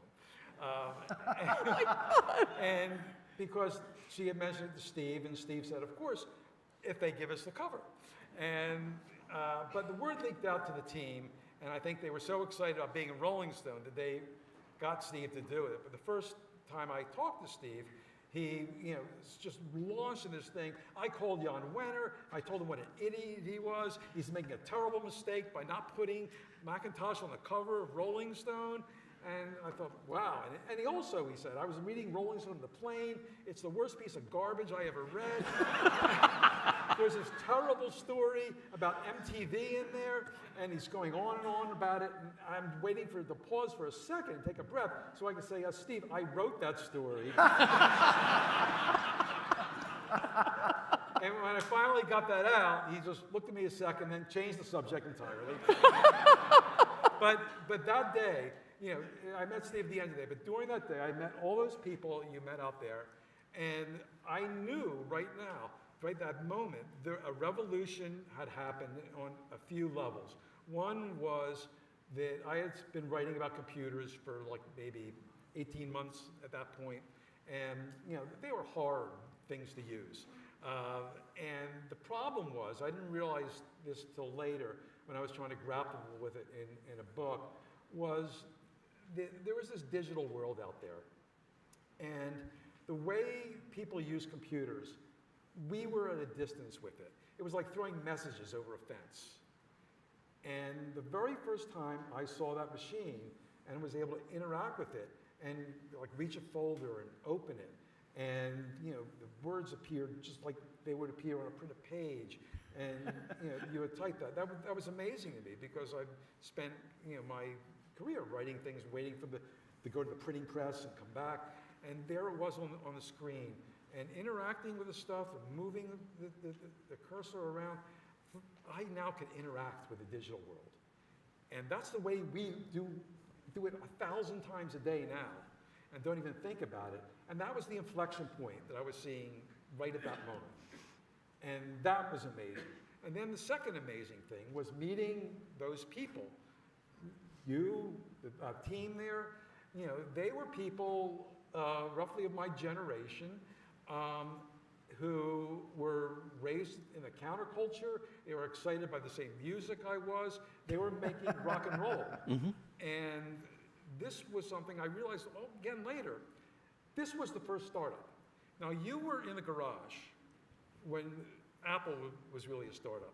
But my guess is, you know, like I did some, you know, had researched this, my book Hackers, when I talked to you first, and that wasn't the same thing. The culture of what was going on at Bamley 3 and Macintosh was what every kind of great startup now goes through. They got great toys, they worked all the time, they were like excited, they had a culture of their own. So that Mac team invented startups.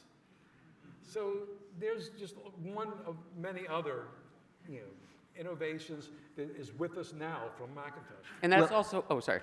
Well, your article was really important because what it did was it established the programmer as rock star ethos, and I there is that, do I? And his you book get as many royalties as we do. So, yeah. But the combination of there was a golden era there before people started coming to Silicon Valley and doing startups to get venture capital and then get an exit. And the product is, you know, the only purpose of the product is to get the exit. There was a moment there with the evangelism and with the people you found, which was if I go to Silicon Valley and I invent something for the Macintosh, I'll be a rock star and I will get to change the world. And you know, they changed the world with desktop publishing, with Aldus and with Adobe, and they changed the world with video editing, and they changed the world with music production, and they did all of these artistic things on the Macintosh that made them rock stars because, you know, there's really only going to be one or two spreadsheets, you know. Okay, Randy, you made another spreadsheet. That was a great spreadsheet.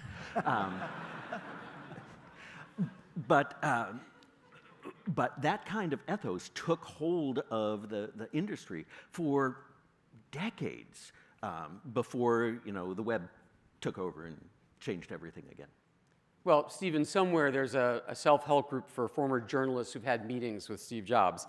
Because when you were telling that story, this is the only story I'll tell tonight, but one time after Macworld Expo, I was invited for an audience with Steve Jobs, and I had just written an article for the Times website about how Windows XP was a total ripoff of Mac OS 8. I mean, they took the trash can and called it the recycle bin. Totally different. They took the menu bar and moved it to the bottom. Totally different. Took the Apple menu, called it the start menu. Different corner, you know. And so I go in, I meet with Steve, and he's like, the trouble with you people is you're afraid to put Bill Gates' feet to the fire and accuse him of copying. I'm like, Steve, I did that this week. This week I did that. And he goes, It was in your blog. Nobody reads your blog.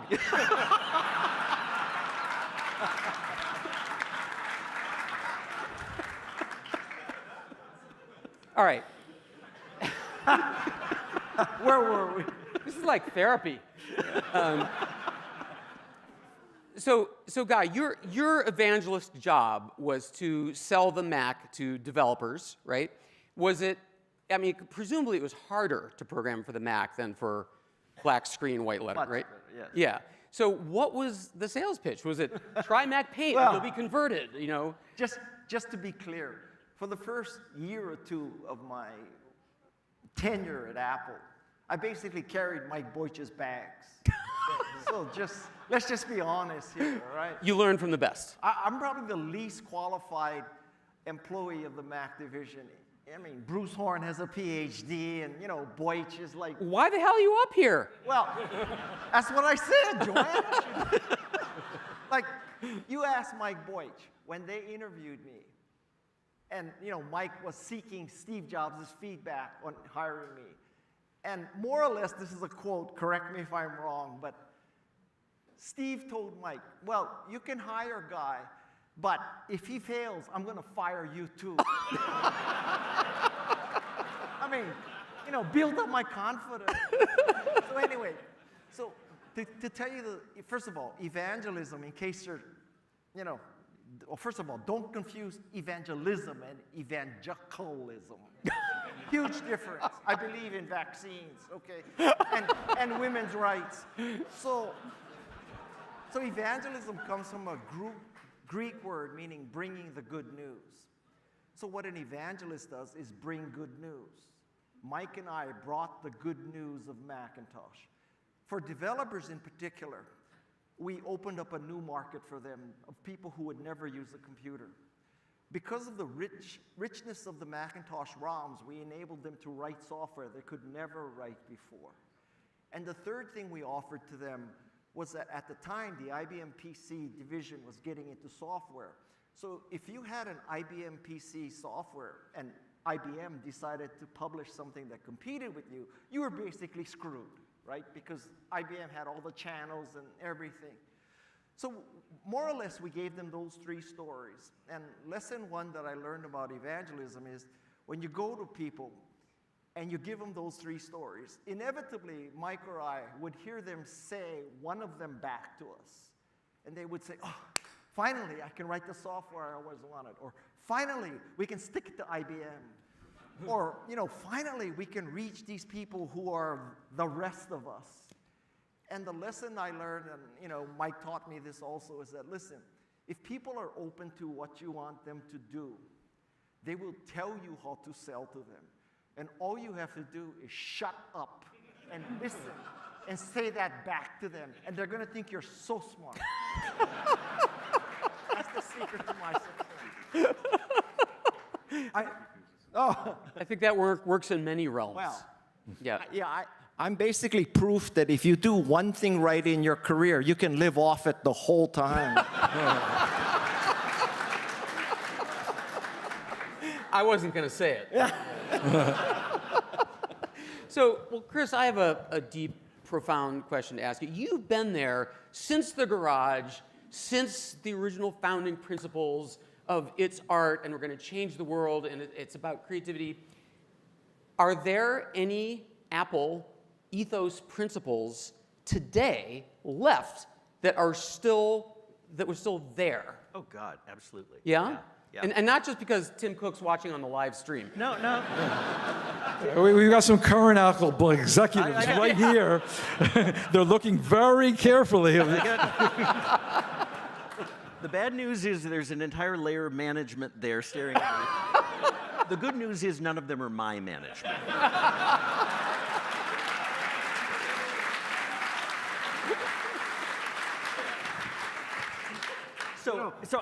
Chris, vesting sets you free.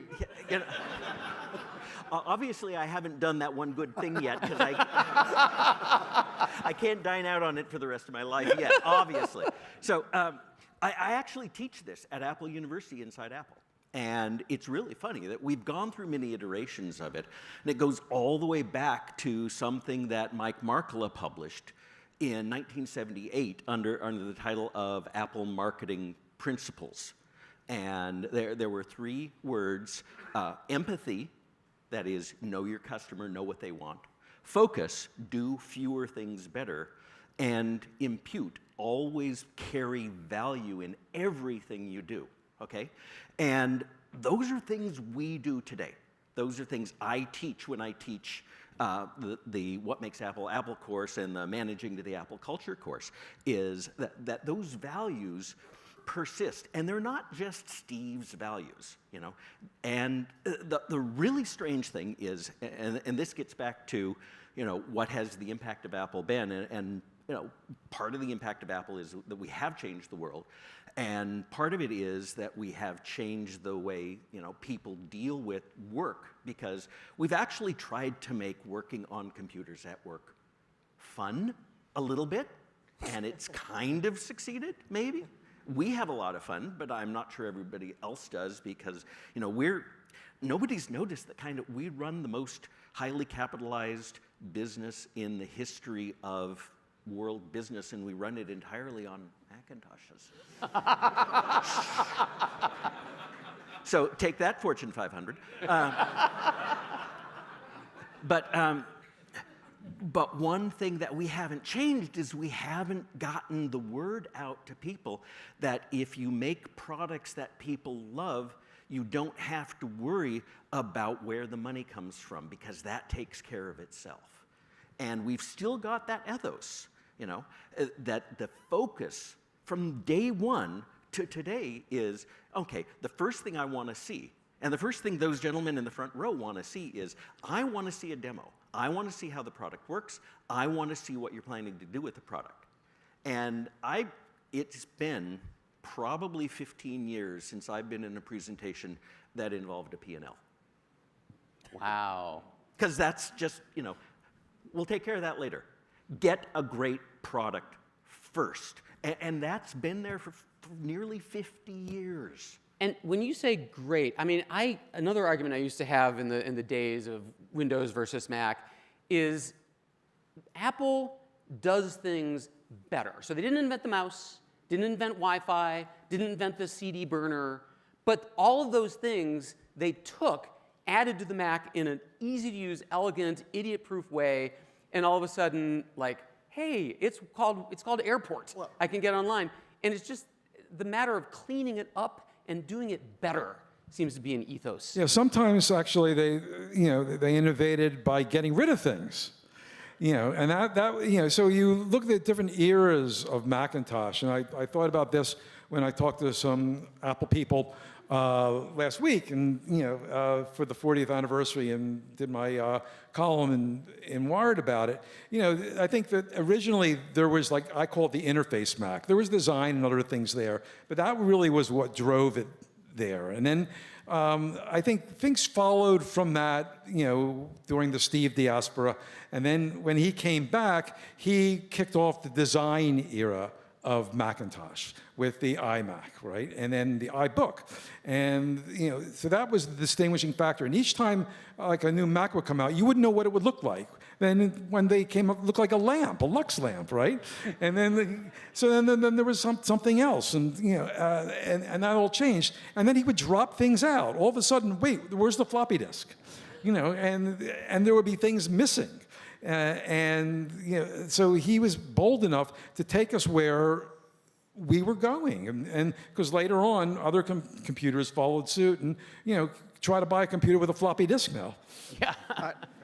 If I may add, I would make the case that this appreciation for design and elegance and minimalism, it started with Woz when he was designing the IWM, right?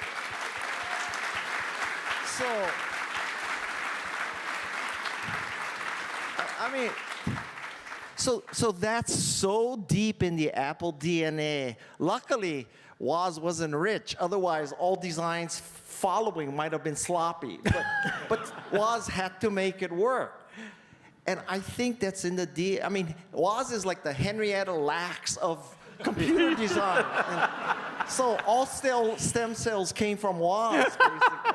In fact, Stephen, didn't you write that at one point Steve looked at the circuit board, the motherboard, and told the guy to redesign it because it wasn't tight enough? No one's going to see that.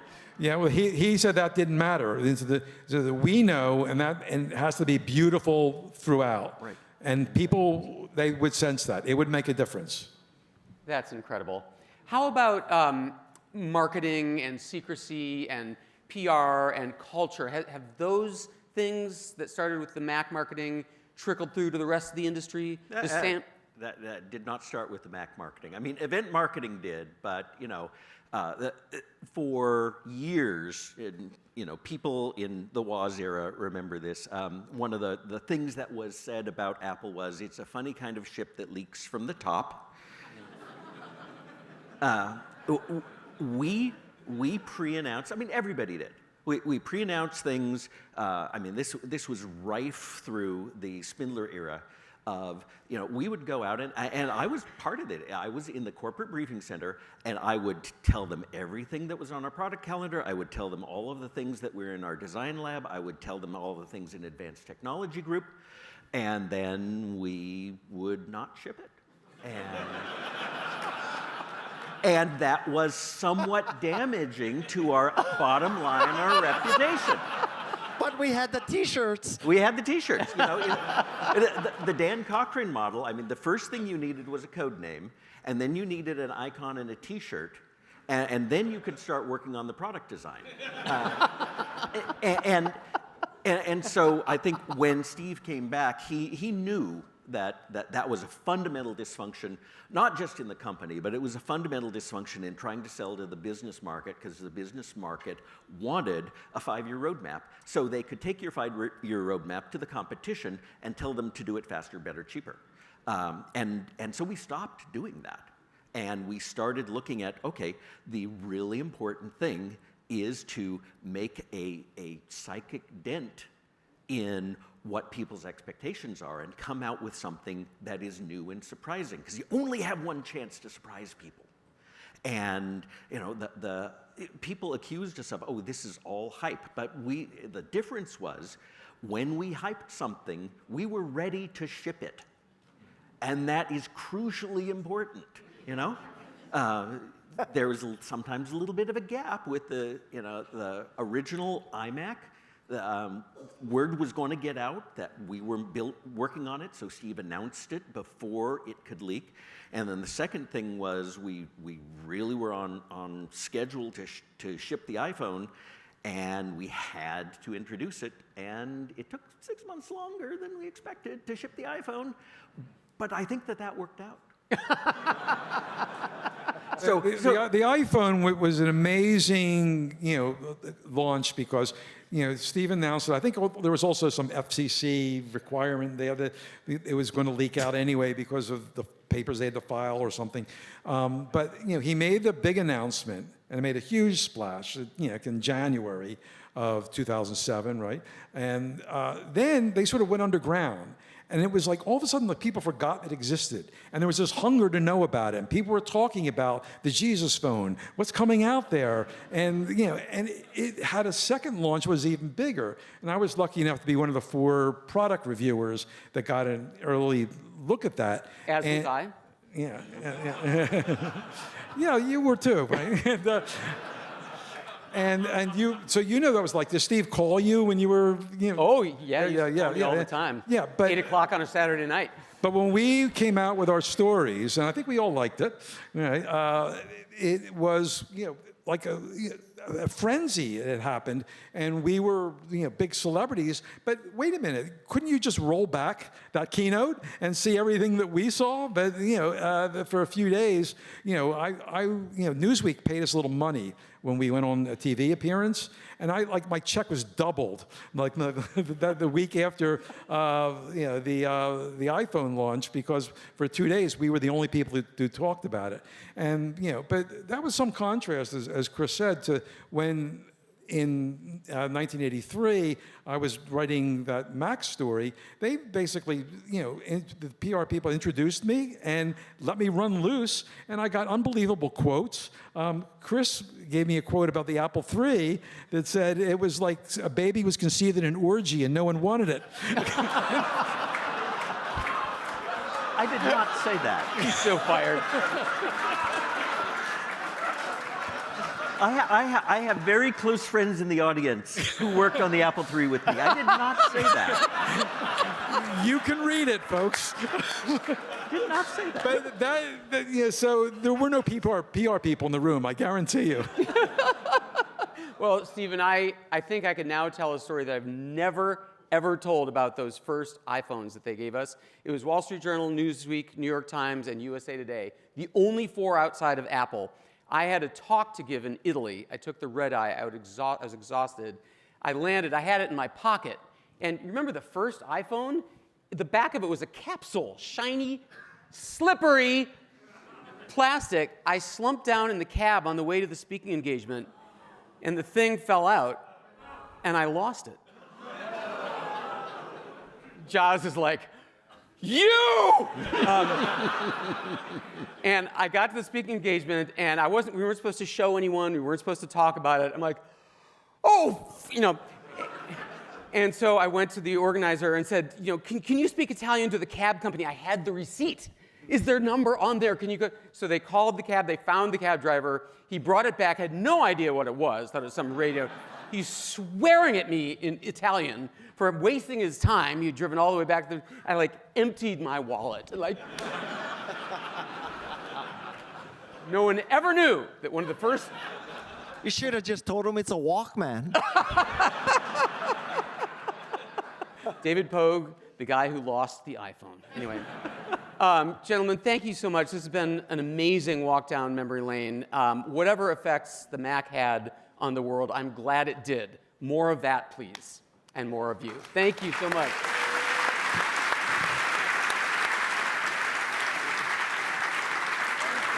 Thank you.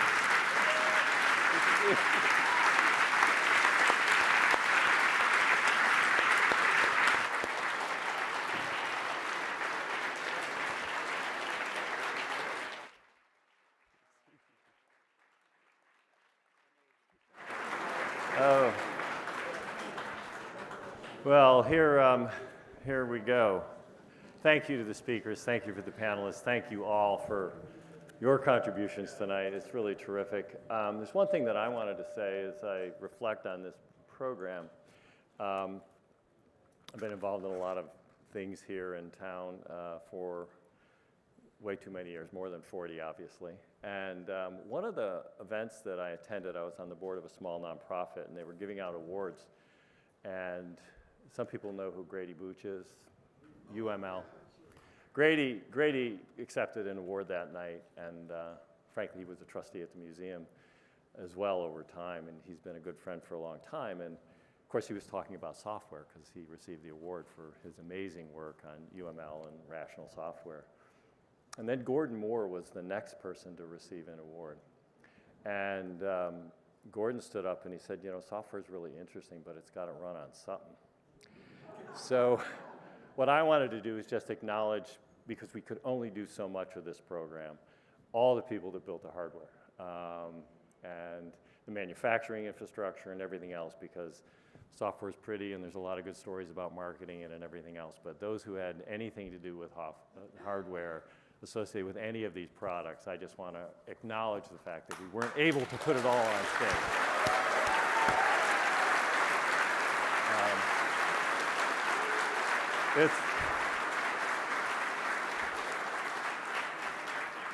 These events can only last so long, and the team did a really nice job, so thanks to the team for bringing all that together.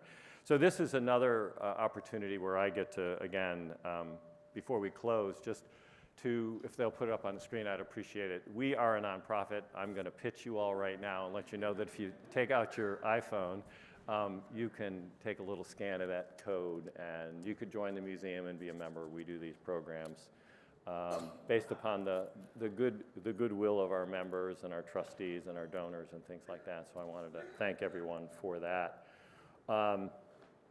And it's almost impossible to think about how to end a program like this.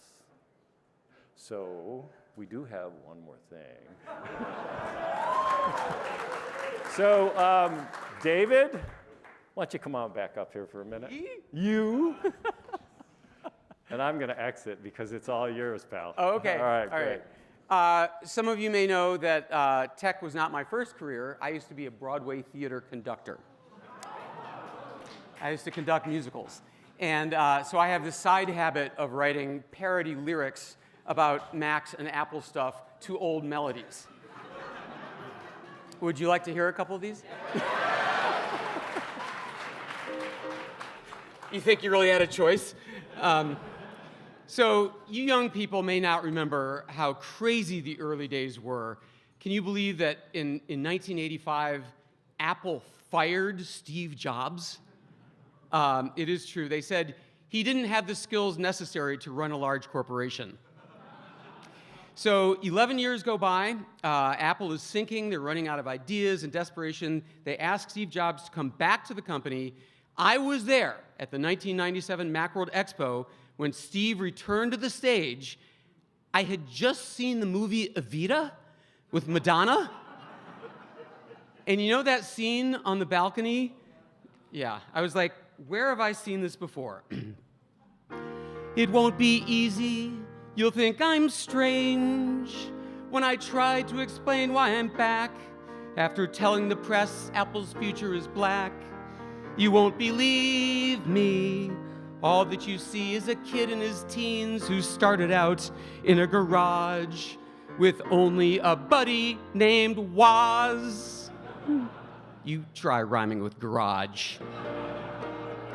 Don't cry for me, Cupertino. Where am I? Oh, yeah. The truth is I never left you. I know the ropes now, know what the tricks are.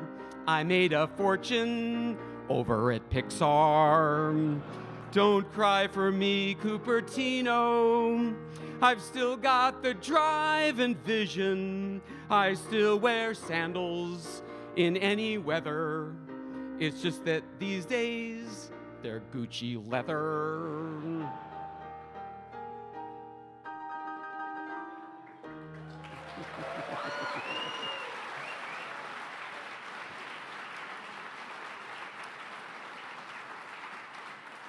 So for the next 15 years, Steve used to take the stage at every Macworld Expo to announce the latest Apple stuff, to reveal what Apple had been working on, as we know. And the audience always went insane. It was the biggest rush. There was nothing like those Steve notes. So to the tune of Killing Me Softly. I heard he gave a good talk. I heard he had a style. And so I came to Macworld to listen for a while. And there he was, this thin man, black turtleneck and blue jeans, numbing my brain with charisma, changing my life with his slides. Look at the Macs in the grid there. I want to buy all of them. Oh, he is the god of the demo, selling me softly with his slides. I felt all flushed with fever. My sense of time was gone. Once his reality distortion field was on, I thought the show was over. Then he said one more thing, graphs of the sales of the iPhone. What's in the next Mac OS? Even the, here in the hands of the master, even the turkeys seem killer. Here comes Phil Schiller as filler. Finally, some pop band with a song.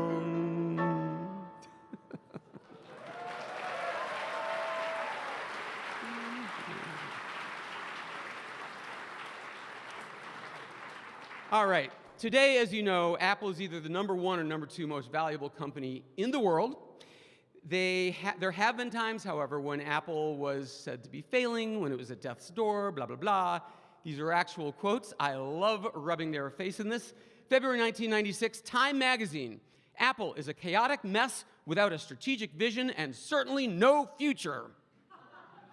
January 1996, Forrester Research. Never hire them. Apple is cooked. It's so classic, it's so sad. June 1997, Wired.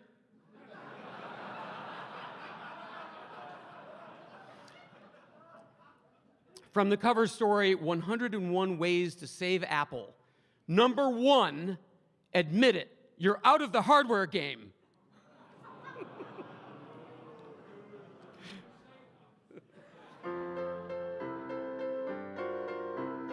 Everyone said, too bad Apple is dead, but the Mac played on. Right from the start, they said they tore Apple apart, but the Mac played on. And when Windows debuted, they said Apple was screwed. They swore that the Mac would be gone. They hadn't foreseen how we'd love that machine, and the Mac played on. Key change! Then Steve Jobs split, and they said that was it, but the Mac played on. All of bad press and the market share mess, could the Mac play on? There was hope in the land when John Scully was canned, but the pundits just stifled a yawn. They just had no feel for the fans and their zeal, and the Mac played on. Today it's well known Apple mostly makes phones, but the Mac plays on. Rumors still flow that the Mac's next to go, but the Mac plays on. It's been 40 long years since their blood, sweat, and tears. Yet here we are somehow still drawn. And that's how I know that despite any blow, the Mac will play on. Thank you so much, guys.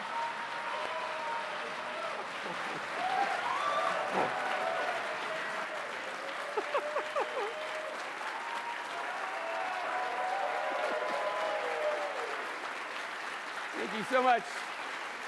Thank you. All right. All right. Well, we are essentially done. We're going to pop a QR code up again. Get your phone out. We are a learning institution. This is a museum, and so we're interested in your feedback. And in fact, we've got some federal grants to be a data-driven organization and to measure and monitor everything we do. So if you would be so kind, grab a little snapshot up there and take a few minutes. It doesn't take time that long. So we really appreciate that.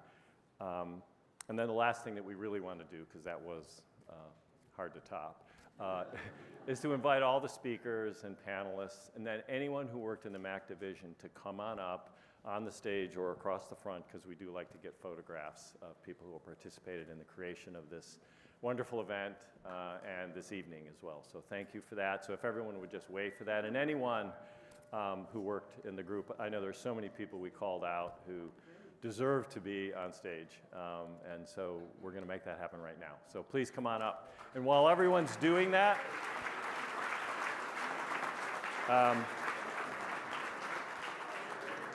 one thing that I will also say while people are finding their way up,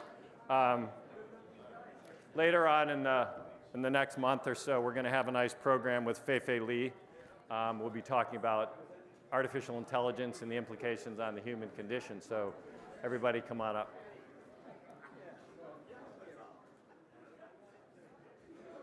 Great. Yay. He was my last boss at Microsoft. Kai-Fu. Oh, no, Fei-Fei Li. Oh, no, Kai-Fu. I stay in touch with Kai-Fu if you want to connect with him. Yeah, he's a genius, man. He's in the news.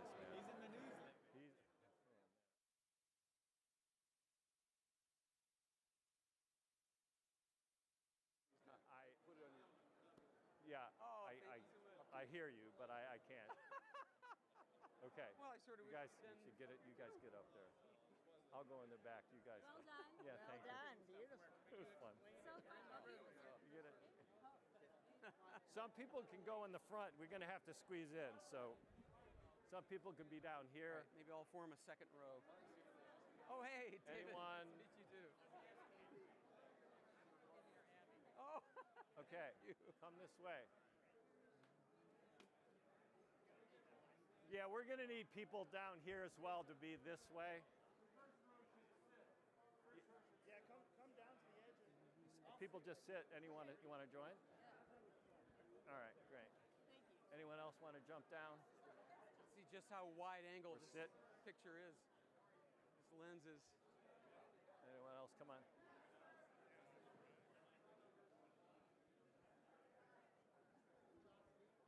Hasmig.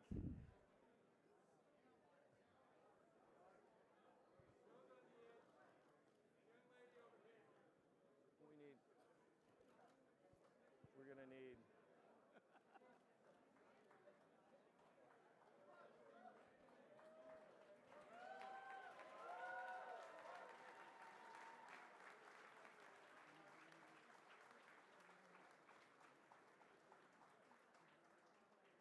How much more?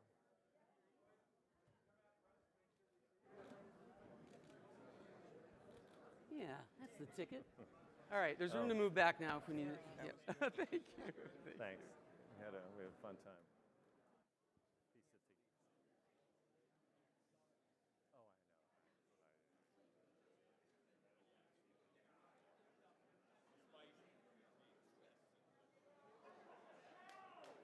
Piece of tea. Oh, I know. This will live on. Everything here is going to be in the museum. It's all just part of the inventory of the history. Yeah, that's good. Mic test.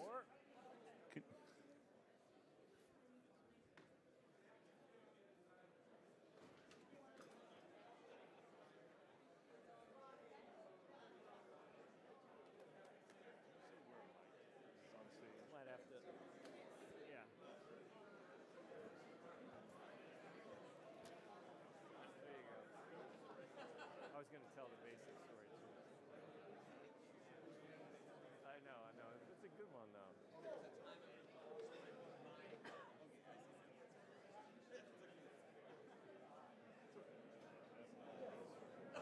I knew this would be hard because there's so many people here.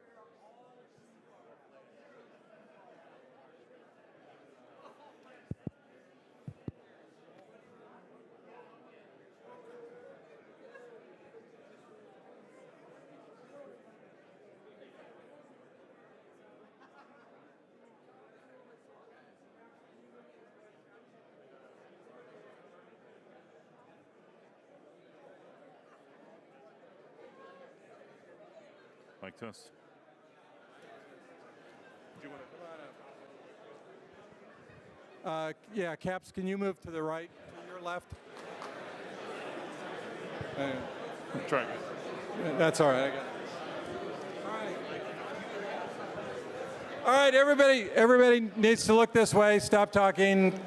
Get as close as you can. Pull together, and And smile.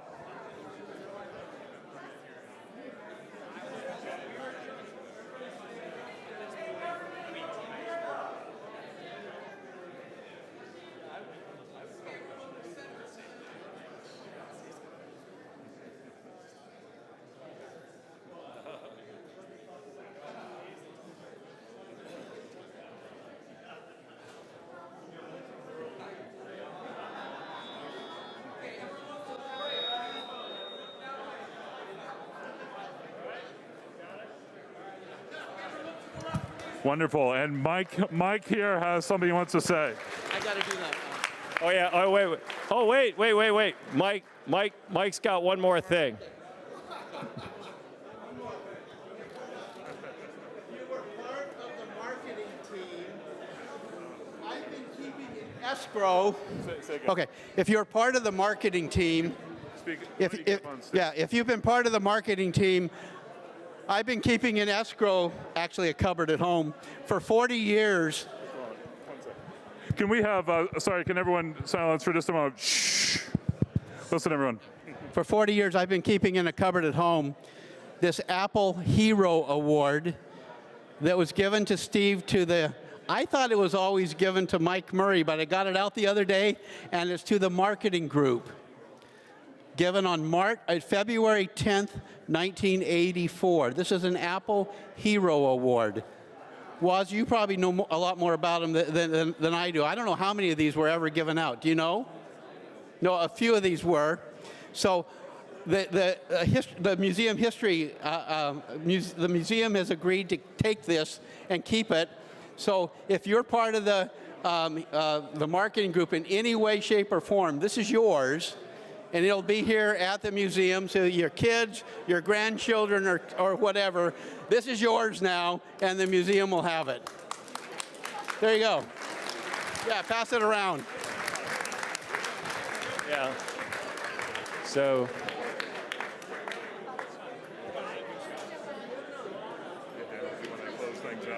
Yeah, we'll close. All right. You got to fire the mic up. All right. All right. So go see the exhibit. We're out of here. We're done. We're toast. We can't do it anymore. You were great. I guess like you've done this. All right. We're done. We're done. Thanks. That was great. You want your car? Yeah, let's go do it. Kyle, start killing. Where is he? He said he had to blow out right out. As soon as he wants to go, I'll walk out with you. I'll come back. Let's go then. Come, follow me.